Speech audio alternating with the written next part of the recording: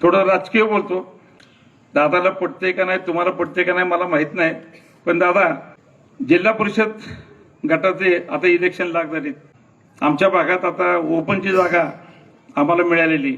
दादा माझी, आमच्या गावाची आणि पंचक्रोशीतील बहुसंख्य लोकांची इच्छा आहे की ह्या वेळेला तुमच्या दोन्ही पोरापैकी एकाला तुम्ही इथनं उभं करा. तुमच्या मागं वारसा दादा चालला पाहिजे.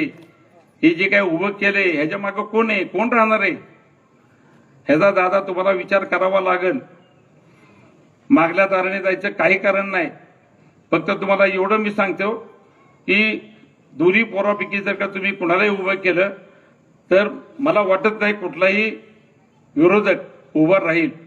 आणि जरी उभा राहिला तो बिचारा तरी वेळ आली तर त्याच्या हातापाया पडू आणि त्याला माघार घ्यायला लावू.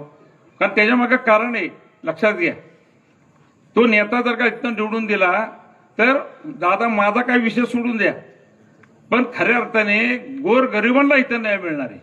सुनीत्राताईंना जो बारामती तालुक्यात जो झटका बसलेला आहे त्याचं मूळ कारण हे आपल्या तालुक्यातले जी काही नेते मंडळी ती तुम्हाला माहिती, ह्यांच्यामुळं ती नाराजी ताईंच्यावर ओढवली गेलेली.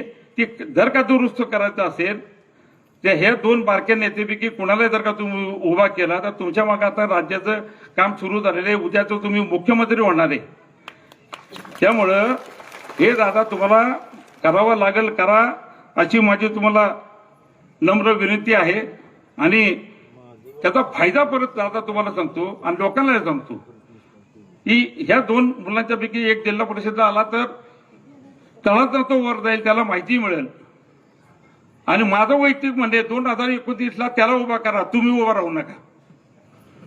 तुम्ही आता विधान परिषदला उभा राहा. आता 8-9 वेळा झाले, काय कुणी म्हणायचं काय कारण नाही. काय मागल्या दारांनी दादा चाललाय, सगळ्यांना माहिती. दादा उभा राहिला तर डायरेक्ट धडक भीतीत उडून जातो, हे काही सांगायची गरज नाही. त्यामुळे मला वाटतंय आणि त्याचा आमच्या तालुक्याचा फायदा आहे. तर थोडासा दादा मला वाटतंय ह्याचा विचार थोडासा गांभीर्याने तुम्ही केला पाहिजे.